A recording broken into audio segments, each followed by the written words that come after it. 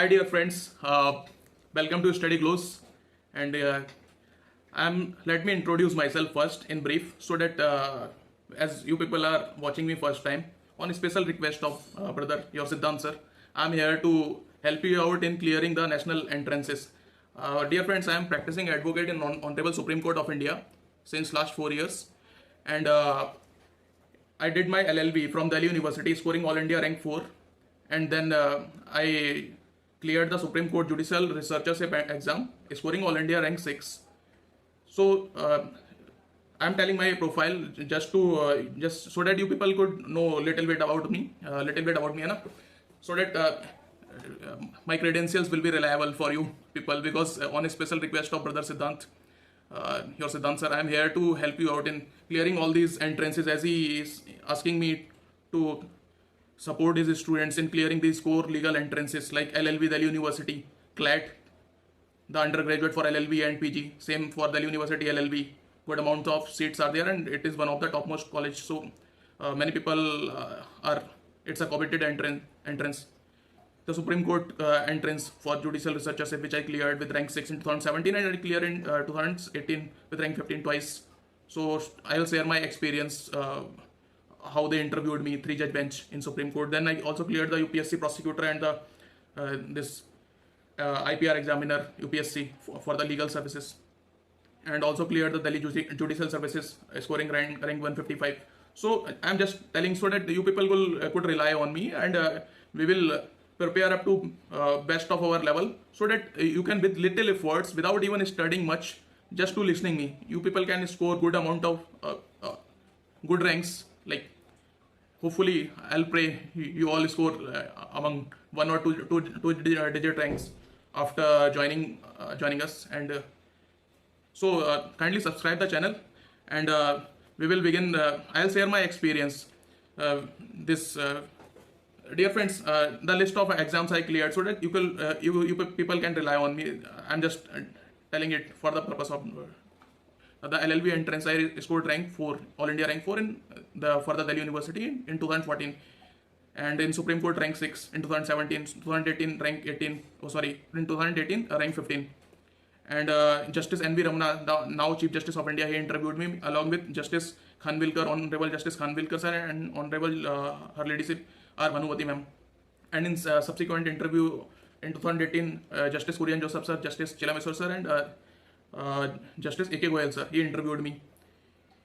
And I also cleared in 17 PG CLAT entrance for the LLM. I was getting NLU Delhi and NLU Bhopal, but I joined preferred Supreme Court for acquiring experience. Then recently I have completed my LLM after scoring rank 18 and cleared all these NET, JRF, etc. And Delhi Judicial Services, I scored rank 155, and UPSC also cleared. So I want to share my experience and knowledge for the welfare of all students, so that like my idol APJ Abdul Kalam sir, I can help you out, because since last 10 years I have gathered so much experience and knowledge. So I want to share with you people, like N.V. Ramana sir, Honorable Justice N.V. Ramana sir, our present 48th Chief Justice of India. He, when interviewed me in Supreme Court, I myself also have worked in most of the landmark judgments of Supreme Court, like Ram Mandir case, this Mohammed Siddiqui versus Mahant Ramdas, and passive euthanasia case, and this parliamentary standing committee privileges, जो हमारा 105 and 194 article of Constitution of India, it was not recognized earlier as under section 56 of the Evidence Act, because privileges आ जाता था, तो parliament उसका जो भी proceedings होती थी उसका एज एन एविडेंस हम जुडिशियल नोटिस नहीं ले सकते थे, तो अब उसको ले सकते हैं. 5-judge बेंच से डिसाइड हुआ था, और 9-judge Puttaswamy judgment. So I myself have worked on these judgments, and we will deal with the landmark and recent judgments of Supreme Court of India, as they asked me the various facets of Article 21 of Constitution of India. So we will here deal with the landmark judgments on Article 21. Just as an introductory lecture, I'll introduce to the various facets, around 50 judgments, and within 10 minutes we'll deal with. And under Article 368 of the Constitution of India, how the amending process of the Constitution developed since our independence. So let us, without wasting time, we should begin. Dear friends, Article 21, protection of life and personal liberty. No person shall be deprived of his life or personal liberty except according to procedure established by law. There are only 18 words, dear friends, in this Article 21, and it is, we can write a whole book over it. So it's just magical, like whole life and liberty of the individual is based on this article, which our forefathers drafted in Constitution of India. So we will discuss the chronology, how the concept of life and liberty developed into wider amplitude, because it was very narrower in 1950 when we got independence. Up to 2021, we will deal how it developed into this much wider amplitude, because right now it includes the right to privacy and reputation. So let us begin without wasting time in a very fast manner, so that you people should note down all these important judgments. I am telling the complete chronology, dear friends, so kindly focus. The Article 21 chronological development is as such: various facets of the right to life and personal liberty. A.K. Gopalan versus union of India 1950 supreme court. Personal liberty, इसमें supreme court ने कहा था कि article 21 means life and liberty means physical body and nothing else. मतलब इतना सा बहुत ही कम एक नैरोअर इंटरप्रिटेशन लिया था सुप्रीम कोर्ट ने. Procedure stabilised by law does not means due process of law, है ना, means that state made law and it does not mean having element of natural justice. कितना नैरोअर व्यू लिया था. उसके बाद Maneka Gandhi versus union of India में overturn करके supreme court ने further, because law is a dynamic concept, especially our grand norm, this constitution is a basic mother law of all the laws, because based on this we draft all the statutes. If anything is in violation of the constitution, it will be read down, any law, as in article 13 we have studied. So Maneka Gandhi versus union of India में इसको overturn कर दिया था. Article 21 में बोला था it's of widest amplitude.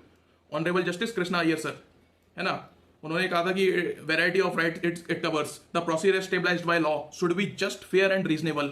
Not only substantial law but as well as the procedure law should be just, reasonable and fair. And law means having elements of principles of natural justice. So 1950 से हम further इसमें 1978 में इतना development हो गया था, है ना, वाइडर एम्पलीट्यूड, हमने वाइडर व्यू लिया. उसके बाद जस्टिस के S Puttaswamy retired versus union of India 2017 का, बिकॉज इसके कई सारे फेसेट्स हैं इसके जजमेंट के. 2018-19 में भी रिवाइज हुआ था, तो इसको भी हम देखेंगे. राइट टू प्राइवेसी, इसमें बोला था right to privacy is a fundamental right and is protected under article 21. Court overruled MP Sharma's and Kharak Singh case to an extent and held right to privacy is not a fundamental right. उसमें जो बोला था कि fundamental right नहीं है, इसमें बोला कि it's a fundamental right. It was decided unanimously by the 9 जज bench on presided by Honorable Justice J.S. Khair, then Chief Justice of India. When I joined in Supreme Court, he was Chief Justice of India. So I worked on this judgment. I worked with Honorable Justice R. Bhanumati ma'am, Chief Justice, former Chief Justice Deepak Misra sir, and our A.K. Sikri sir. And most of the time, and for a time I worked in the RTI department of Supreme Court, and most of the time of my tenure I worked with Honorable Justice Ashok Bhushan sir. Then K.S. Puttaswamy versus Union of India 2019 में जो revise हुआ था, आधार held to be constitutional. Supreme Court upheld the constitutional validity of Aadhaar, reading down and striking down certain provisions. थोड़ा सा strike down करके उसको validity upheld कर दी थी. इस पर भी मैंने रिसर्च किया था. Then Joseph Shine versus union of India 2019, offence of adultery is unconstitutional. Supreme court ने बोला उसको, strike down section 497 of the Indian penal code as unconstitutional. Court held that it violates the women's right to dignity and hence it infringe article 21. Right, so right to equality वो affect कर रहा था women and man का equal right में, जो है ना, तो there was slight discrimination based on this section. तो इसको रेड डाउन कर दिया. Then Navtej Singh Johar versus union of India. These are all facets of article 21, how it developed till now. Navtej Singh Johar versus union of India, homosexuals acts are constitutional. Supreme Court held declared 377 of Indian Penal Code unconstitutional insofar as it criminalizes homosexual act between two consenting adults. Other rest of the part of the unnatural offense still holds good, constitutional. मतलब इतना ही है, ठीक है. तो उसके बाद dear friends, Peoples Union for Democratic Rights versus union of India, no payments of minimum wages, non payment of minimum wages. Supreme court held non payment of minimum wages is violation of article 21. Then Olga Tellis versus Bombay Municipal Corporation, right to livelihood. Supreme Court held that right to livelihood include the right to life, include the right to livelihood also. Olga Tellis versus Bombay Municipal Corporation 1986. Then Chameli Singh versus State of UP 1996. So Chameli Singh versus State of UP 1996. Right to shelter. Supreme Court held that right to shelter is a fundamental right under Article 21. Ren Basir Act Sector State has to provide to the poor peoples. Then Suchitra Srivastava versus Chandigarh Administration 2010 Supreme Court case. Reproductive choices. Supreme Court said that right to make reproductive choices decision to produce child or not is included under article 21. It's right of the woman to choose whether she want to behold the child or not, she want to conceive or not, right? तो ये मतलब अब it's under article 21, one of the facet of article 21. That's why I'm saying it's of very wider amplitude. So later on this Parmanand Katara versus union of India, अब guidelines इसमें दी थी कि पहले होता क्या था, गुड सैमरिटन्स जो किसी की हेल्प करते थे रोड एक्सीडेंट में, उनको भी पुलिस इन्वेस्टिगेट करती थी, फालतू में कुछ क्रॉस क्वेश्चनिंग करती थी, या उनको भी मतलब किसी ना किसी केस में झूठे फंसा दिया जाता था। तो अब वो नहीं हो सकता। उसने सुप्रीम कोर्ट ने गाइडलाइन, ऑनरेबल सुप्रीम कोर्ट ने गाइडलाइंस दी कि right to health, supreme court held that all doctors are private और government hospital are obliged to extend medical assistance to injured immediately without asking for the legal formalities. तो legal formalities नहीं पूछी जाएंगी उससे। Ramlila Maidan versus home secretary union of India 2012, right to sleep, supreme court held that right to sleep is a fundamental right as it's a biological and essential element of basic necessities of life. So 10 p.m. to 6 a.m. even in train or home, you should study. You can nobody can disturb you, and you should not also disturb anybody else. So it's a right under Article 21 now. So Jolly George Varghese versus State Bank of Cochin, arrest of judgment debtor. अब judgement debtor को arrest नहीं करेंगे अगर वो honest है और वो बिल्कुल अगर फेलर भी है उसका, despite sufficient means it's violation of the article 21। अगर वो ऑनेस्ट है, वो पे करना चाह रहे हैं, तो थोड़ा टाइम देंगे उसे, ठीक है। Neerja Chaudhary versus state of MP 1984 supreme court case. अब इसमें bonded labour, supreme court held that bonded labour should be identify and rehabilitated. इसको आर्टिकल 21 में right to life and personal liberty. अब इसको बेकार नहीं कराएंगे किसी से ना, चाहे वो चाइल्ड हो, वुमेन हो या मैन हो, उनको मिनिमम वेजेस देना होगा at least. Gian Kaur versus state of Punjab, right to die, supreme court held that right to life does not include right to die, overruling the 1994 P Rathinam case, you people remember most probably. So Aruna Ramachandra Shanbaug union of India 2011, ये justice Markandey, honourable justice Markandey Katju and justice Gyan Sudha Mishra का decision था 2 जज bench का। इसको 5 जज bench का further revise किया था 2018 में। 10th of March 2018 में डिसीजन आया था 5 जज बेंच का। I was with honourable justice Ashok Bhushan sir. तो इसको मैंने काफ़ी इसमें एक्सटेंसिव रिसर्च की थी सारे थ्रू आउट दी वर्ल्ड, सारे क्या मतलब प्रोसेस है पैसिव यूथनेसिया का। तो इस फर्दर 5 जज bench constitutional bench upheld it passive euthanasia. The Supreme Court said in persistent vegetative state, right to dignified death is under Article 21 now. मतलब right to die with dignity, not right to die as held in this, जैसे ज्ञान Kaur case में बोला था right to die Article 21 में नहीं है, but right to die dignified death in case of persistent vegetative, I am repeating it. अगर किसी की बीमारी ठीक ही नहीं हो रही है, वो मतलब उसकी नेचुरल प्रोसेस से उसको हमें डेथ एक्सेप्ट करने के लिए छोड़ देना चाहिए, ये नहीं कि उसको ही is lingering on to die, है ना। तो उसके बाद National Legal Service Authority versus union of India 2014 NALSA, जिसमें थर्ड जेंडर रिकॉग्नाइज किया था।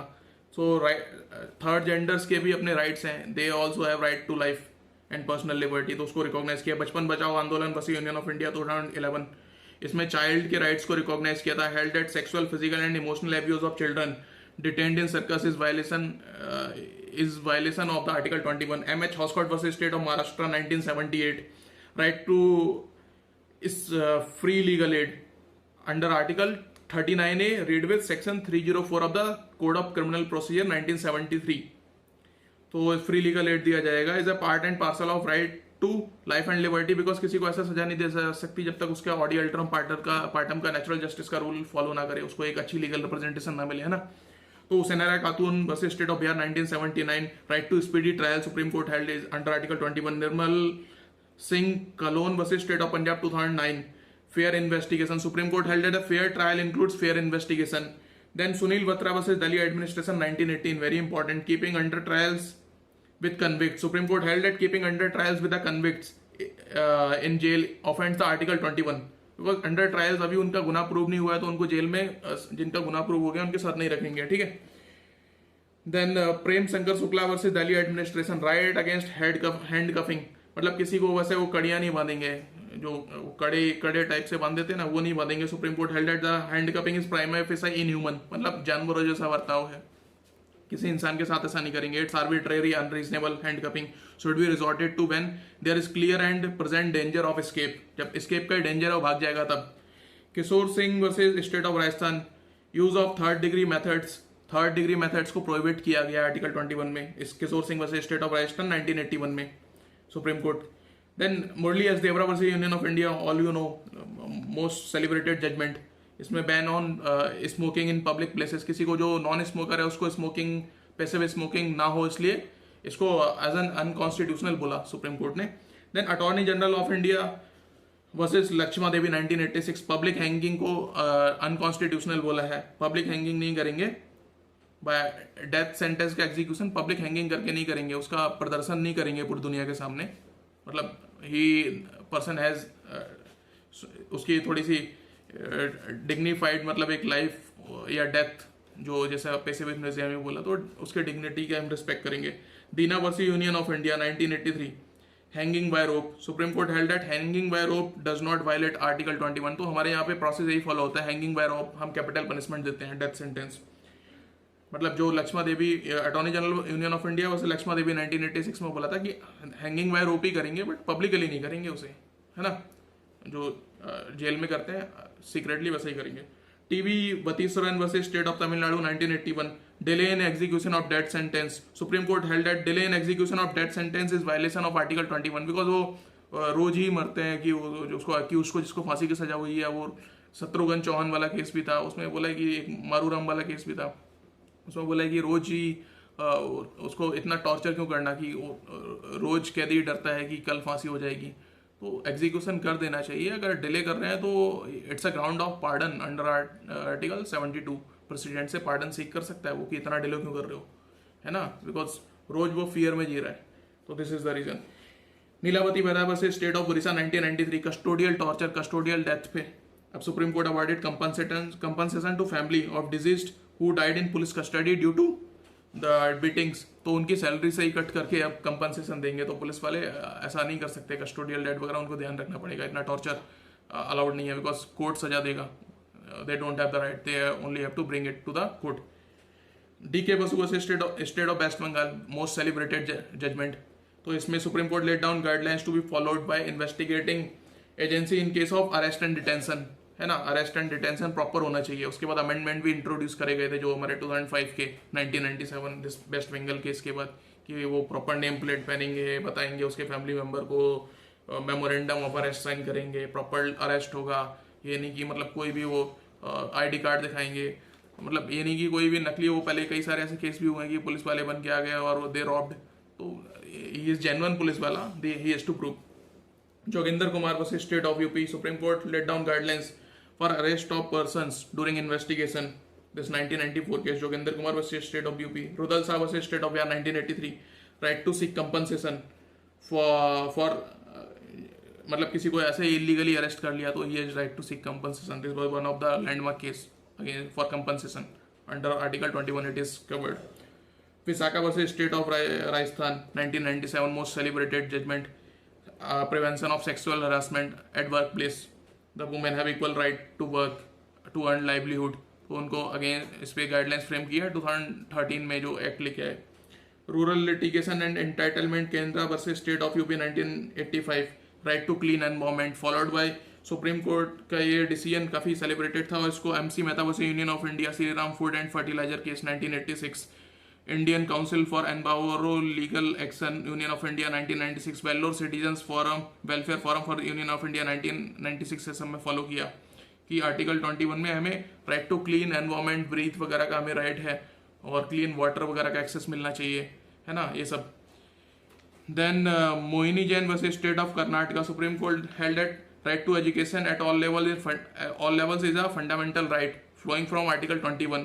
उन्नी Krishnan versus state of Andhra Pradesh 1993, इसके बाद 2002 अमेंडमेंट 2002 में अमेंडमेंट 86 अमेंडमेंट इंट्रोड्यूस करके आर्टिकल 21A इंट्रोड्यूस किया था, और आर्टिकल 45 DPSP में अमेंडमेंट किया था, उसको अप टू 6 years कर दिया था, because up to 14 years now it's a fundamental right, you can file writ under 226 or 32, in high court or Supreme Court directly for seeking right to education up to the age of 14 years. So इसको appeal किया था. Then this Francis Corelli versus Union of Territory of Delhi, not only animal existence, 1981 का case है ये, not only animal existence but a dignified life,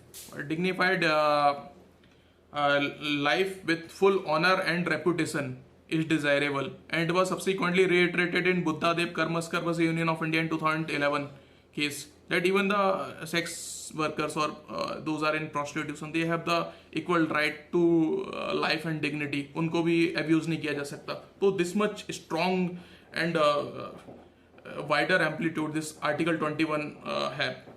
State of Tamil Nadu versus K. Shyam Sundar 2011.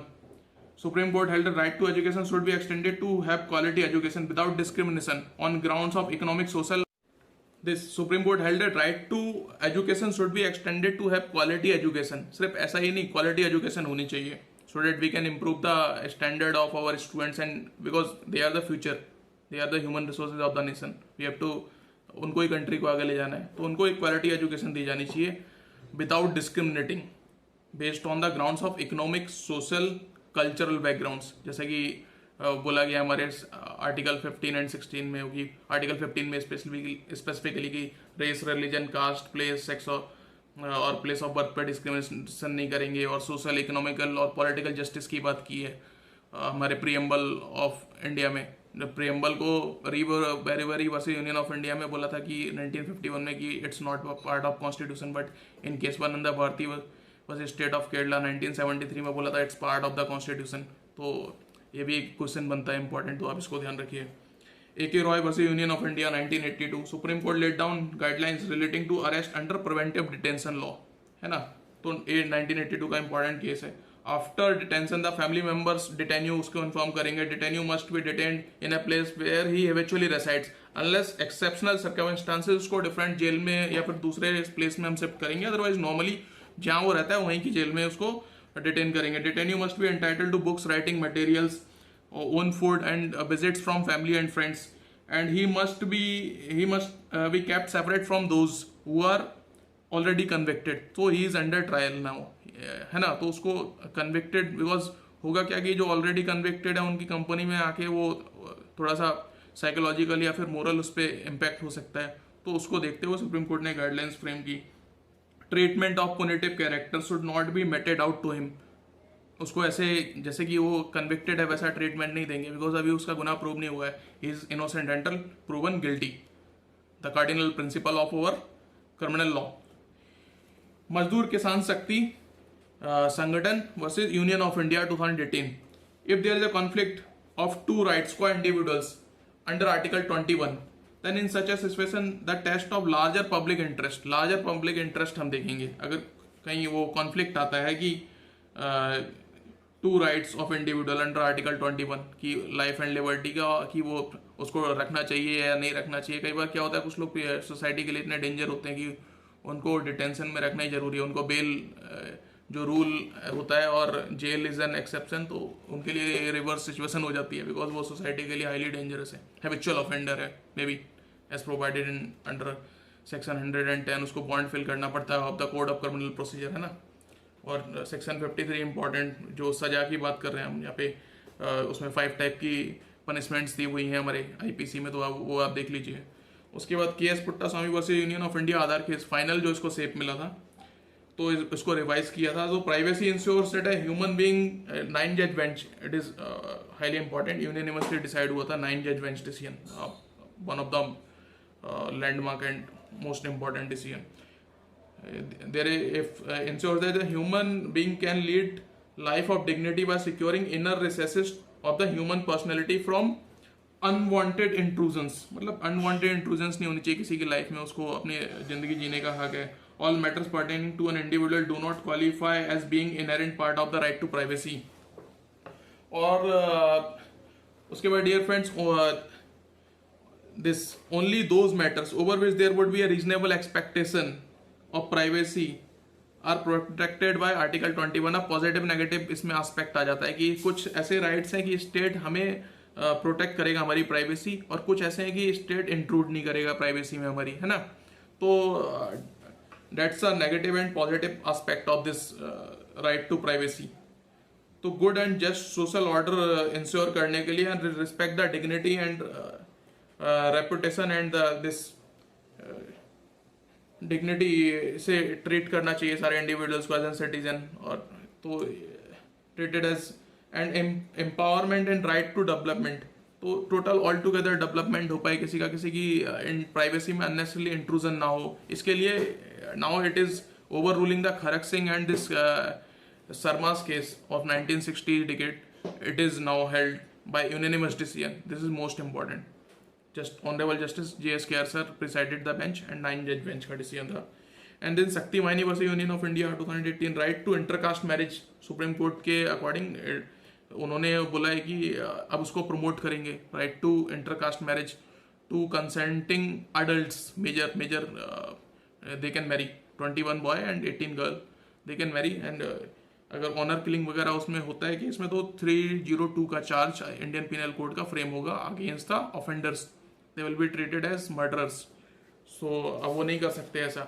और उसके बाद जो उन्होंने मुझसे question किया था, because I am talking about the, ये इंटरव्यू में बहुत ही इंपॉर्टेंटली पूछ लेते हैं, तो आप अमेंडमेंट, तो how the concept of amendment of constitution of India developed this under article 368 part 20 of the constitution of India, Sankari Prasad versus Union of India 1951 case of Supreme Court held that fundamental rights including this is contained in article 368, the word law, जो fundamental right को अगर amend करते हैं तो in article 13(2) includes only an ordinary law made in exercise of the legislative powers and does not include the amendment। तो it was a grave error on part of the supreme court at that moment, क्योंकि अगर amendment को law नहीं मानेंगे तो parliament तो fundamental right की ऐसी कर देगा, कुछ भी अमेंड करेगा, है ना।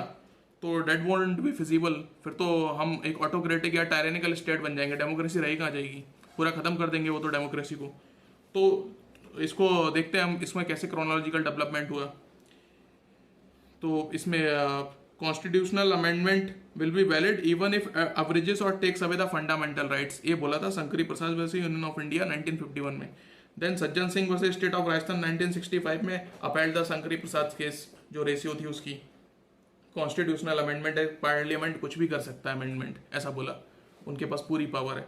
Then in Golaknath versus state of Punjab 1967 prospective overruling doctrine, this is most important, prospective overruling doctrine was introduced and Shankari Prasad and Sajjan Singh को overrule कर दिया था। The court held that parliament had no power from the date of this decision to amend part 3 of the constitution so as to take away or abridge the fundamental rights. Then in Keswananda Bharati state of Kerala, the most celebrated judgment of Indian constitutional law history, इसमें the validity of the 24th constitutional amendment was challenged and Supreme Court held that Parliament can amend any part of the constitution but cannot touch or amend the basic structure of the constitution.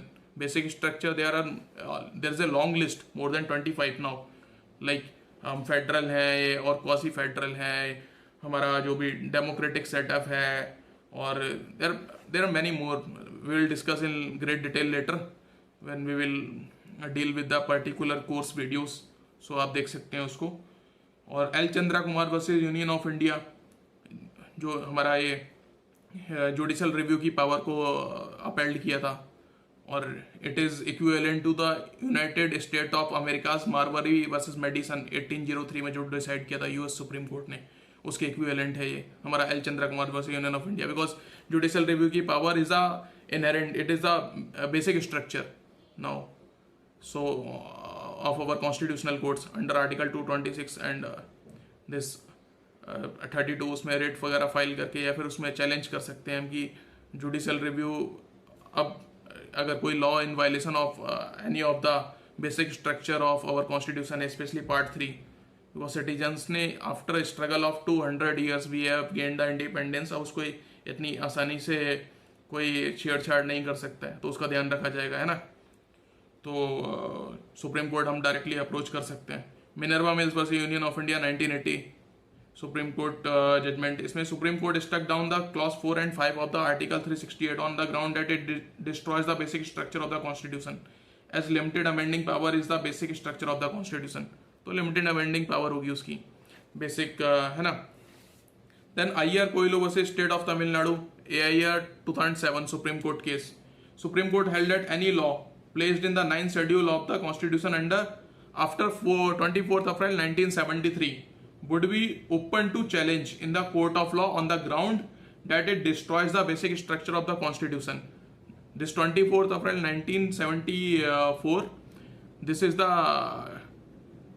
date of 24th April 1973, this is the date of our most celebrated constitutional law case. This is case 1 Nanda Bharati vs State of Kerala, which was decided by 13 judge bench, 6:7 ratio.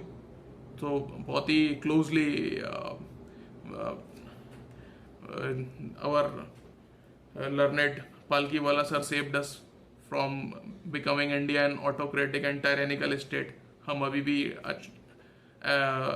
evergreen and sustaining democracy hai because of his efforts, his great eloquent arguments and convincing power, and the role of Honorable Justice HR Khanna. How can we forget? उन्होंने हमारी country को save किया finally from the tyrannical and emergency period, है ना, या जो भी इस टाइप से। तो this is honourable justice SM Sikri sir, then chief justice of India. तो this was the case 1 Nanda Bharati case. उसकी डेट से अगर 9th शेड्यूल में पार्लियामेंट ने जो भी अपना ट्रिक प्ले किया है कि 24th April 1973, remember this date, इसके बाद से अगर उन्होंने 9th शेड्यूल में कोई भी पहले वो प्लेस कर देते थे और उसका जुडिशियल रिव्यू को प्रोहिबिट कर देते, अब नहीं कर सकते। Judicial review is allowed now. Any law in violation of the provisions of our constitution of India will be judicially reviewed, and if it is in violation it will be struck down that part as provided under article 13 clause 2, है ना। So thank you dear friends, keep smiling, keep studying and keep growing with the study close. Thank you so much, take care.